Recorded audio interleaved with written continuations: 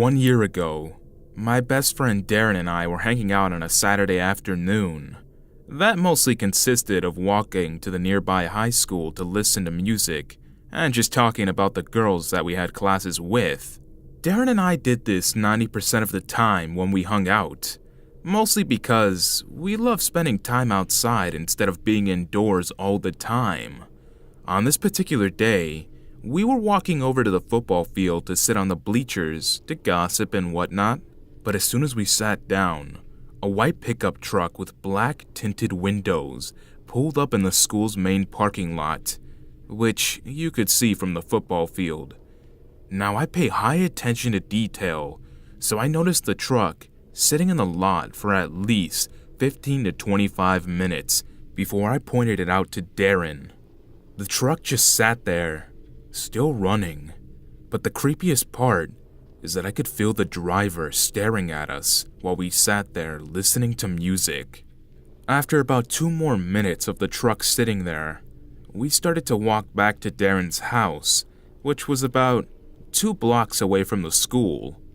So when we got back to Darren's house, we did a mix of goofing around with airsoft rifles and playing basketball.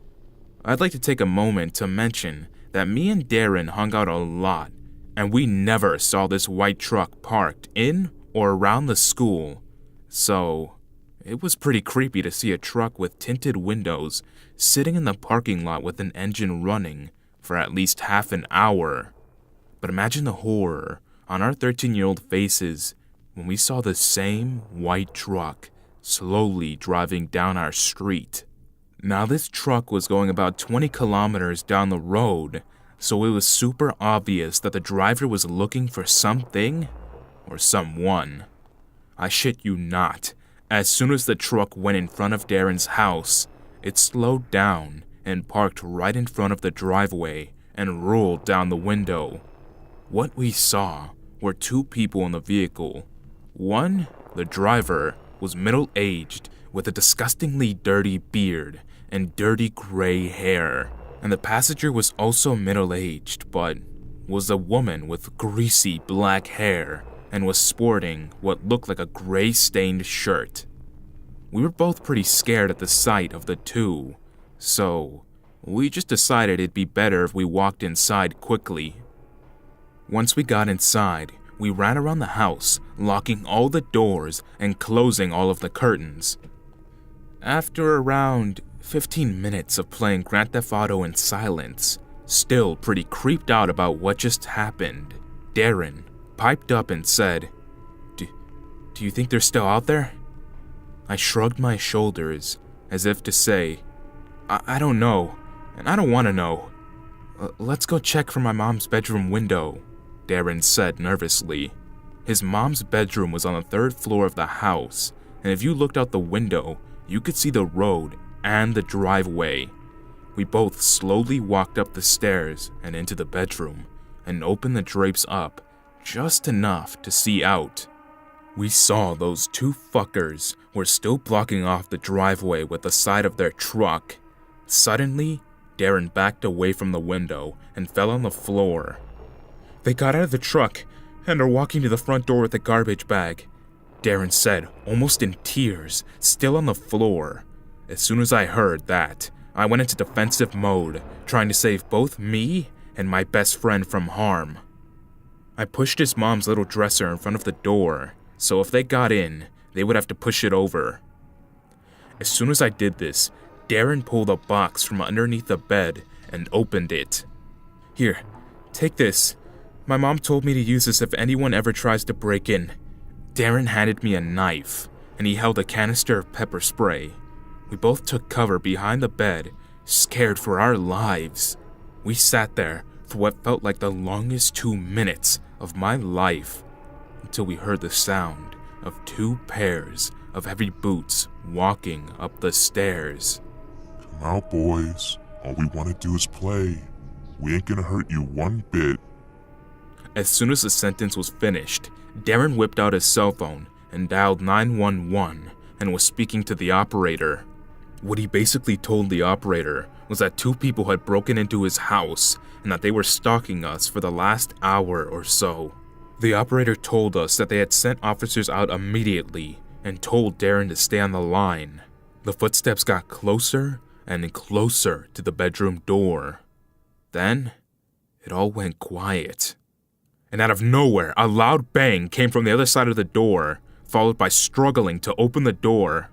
The bookcase was slowly moving away from the door with every struggle to open it. Then, from somewhere downstairs, the female yells, "The police are here. We have to go now," followed by the sound of heavy boots walking down the stairs. About 5 minutes later, the police came into the house to talk to us about what had just happened. I'll spare you the details, but basically, the two had been known for attempted child abduction of boys between the ages of 10 and 14. We were told that the two had gotten into the house by busting the door's window and climbing through it. And the scariest part was what they had in the garbage bag. It was filled with zip ties, duct tape, handcuffs, and rope, with a very large carving knife. I don't remember how long they got sent to prison, but I'm very thankful for the police reacting so fast in time to save us. This was by far the scariest thing to ever happen in my life.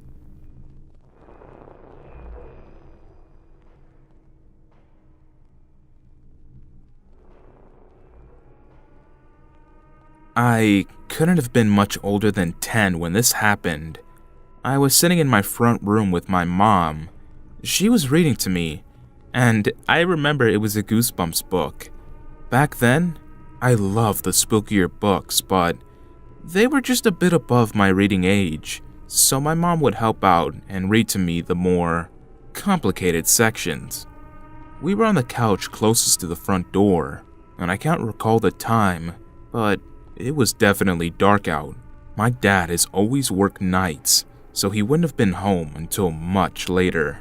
And it was definitely too late for visitors, so when we heard the knock on the door, it scared me, and pretty much just annoyed my mom. To be fair, we do have family members who do unsavory things, and on occasion came to our house for help. But as soon as my mom looked through the peephole, she told me to go to my room. Obviously, my mom filled me in on the rest of the story. What I remember is sitting in my room and then hearing police sirens. I wasn't naive, so I knew that this could not be good. And maybe I was brave or just worried for my mom, but I left my room and came out to my mom talking to a police officer. The front porch and door were covered in blood. Then, at the end of my driveway, was a man I recognized from the neighborhood. My mom then explained that she had opened the door with the deadbolt still on, making sure that the door didn't really open. The man asked her for help. He was bleeding and clearly on drugs. With my family being the way they were, we knew for a fact that he was caught up in the world of drugs and would constantly walk up around our neighborhood with shopping carts. He always seemed really friendly, but we never knew what kind of guy he actually was. The officer then told my mom that they were always being called because of this guy, and that if he ever gave us problems again, to call them. He lived pretty close by, and we would see him on occasion. But after that day, he never did anything like that again. But every time I saw him, all I could remember is the image of him being covered in blood at the end of my driveway, being put in the back of an ambulance. I'm older now, and he's moved out of the neighborhood some years ago, but from time to time, I still think of that image late at night.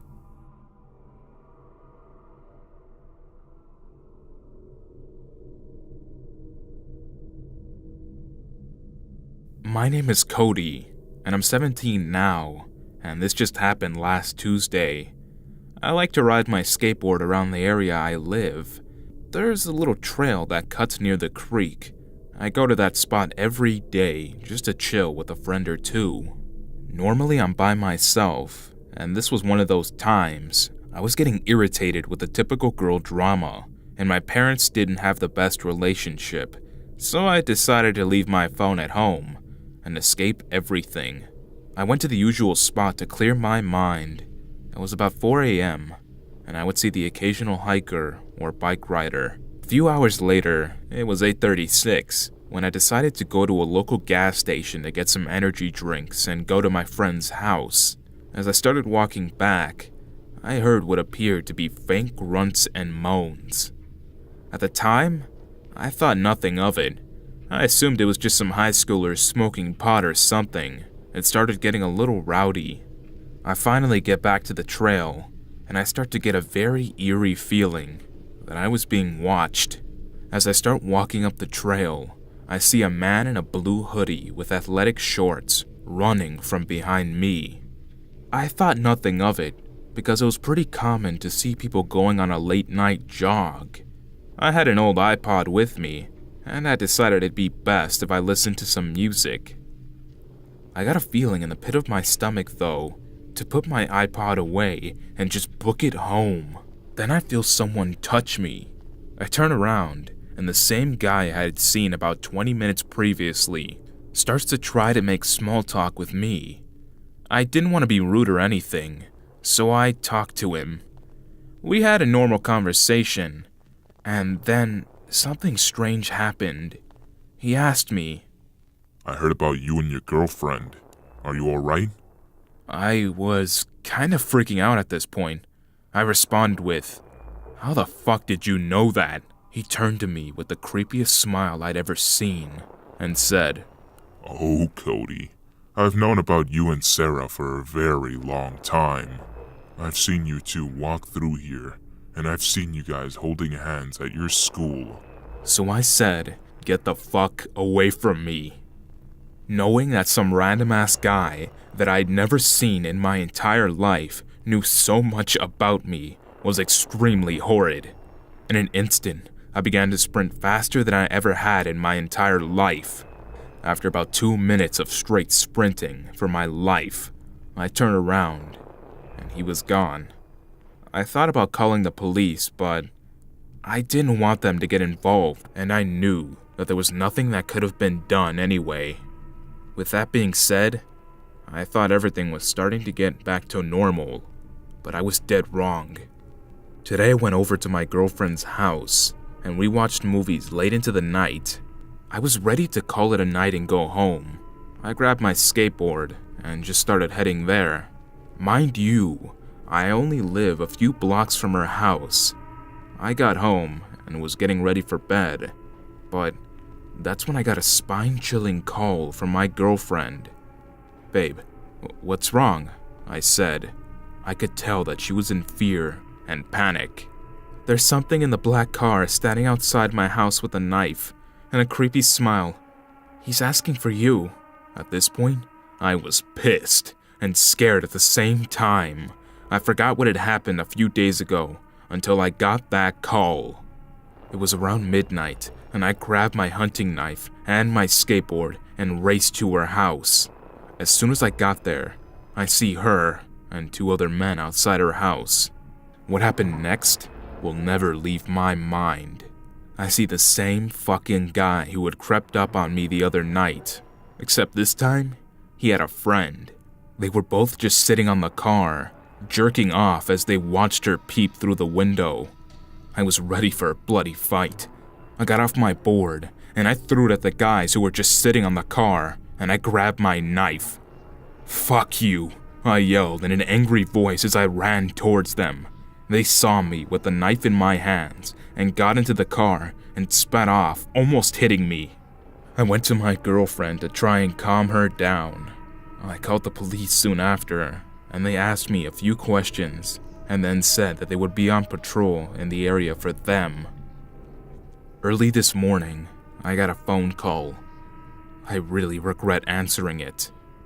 The man on the phone answered, This isn't the last time you'll see me. One day that beautiful girl will be mine, and I will take her far away and treat her right. I can't even imagine what that sweet, tender pussy of hers feels like. She got the same call soon after. Since then, nothing has happened, and I'm fearful something will. Today, When I went to check the mail, I got a small package from someone with no name on it. Inside the package were pictures of my girlfriend sleeping, her getting undressed, and a note saying, "I'll be watching you now, handsome man. Meet me at the creek at dawn if you want a secret encounter." I was tired of this shit, so I called the police and told them where this guy wanted to meet. They told me to go there, and that they would have a patrol of officers and a SWAT team of snipers watching me. Dawn was closing in, and everything was in position. I see the man standing on the trail, wearing a shirt that my girlfriend had lost long ago, and a stuffed bear that I had given to her that was lost as well. He approached me and said, "Hey, sexy, ready to do this?" As soon as he said that, officers rushed in and put cuffs on him. They told me that he was a repeat sex offender that had been charged with rape, sexual assault of a minor, and stalking. Apparently, this wasn't even the first time he had done this. I'm just glad that piece of shit is in jail, and I can feel safe again. As for the other guy that was with him the other night, the police are still searching for him.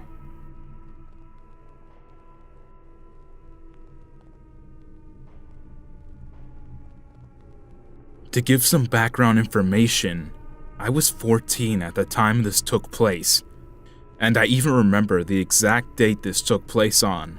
It was October 31st in 2014. Yes, it took place on Halloween, and it was my first year of not going trick-or-treating. I was in 9th grade at the time, and had been invited to a party, but decided it'd be best if I stayed home and watched horror movies instead. I was a very unsocial kid. To get to the point, my dad and his girlfriend went to a party hosted by one of my dad's co-workers, and since he knew I liked having the house to myself, he took my little sister with them. Later on, I decided to go to the park when kids were trick-or-treating, and to scare the crap out of them like the asshole I am. But as I arrived and positioned myself on a nearby swing, I noticed a very tall man. He was about 6 feet tall, glaring at me. I was very paranoid, yes, but I wasn't scared. I would always carry a pocket knife with me wherever I went, especially this night. When he wouldn't stop staring at me, I decided it'd be best if I just got up and walked in the same direction as him with my hoodie up so he couldn't see my face. But as soon as I walked past him, he followed me. I got so fed up with this that I turned around and yelled at the man to stop following me, with parents and their kids watching. The guy's eyes then gestured to my knife, and he began backing away. You might think that's it, but sadly, it didn't end there. I ran back home as fast as I could, since I was still paranoid that he probably followed me back. As soon as I ran inside, I locked every single door and window in the house. I then stupidly watched a couple of more horror movies like Silent Hill and The Conjuring. As the night went on, I got more and more exhausted, and eventually decided it'd be best if I went to bed. I passed out quickly, and as a deep sleeper, I usually don't wake up easily, but this night, I woke up from the sound of plates crashing. I just thought it was my little sister having one of her annual night terrors, but the thing was, my sister would usually break 1 or 2 plates, and that was always the average.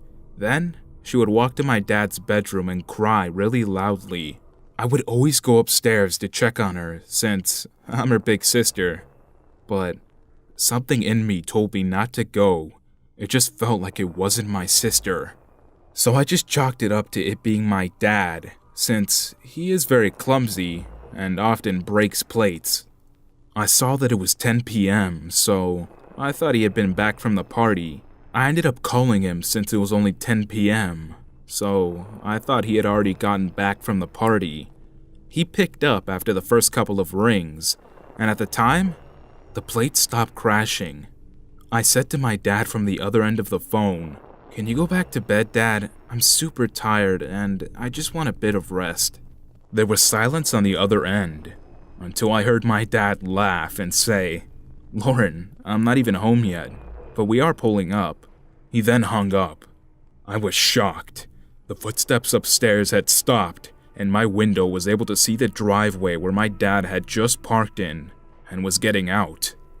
I stood in massive fear, not being able to breathe. Then suddenly, the doorknob started to shake. Luckily, the door was locked. Thank God my family got back in time. My guess is that the person left and went out the back door. To this day, no one has ever heard my story, but only one question has been in my mind for a couple of years now.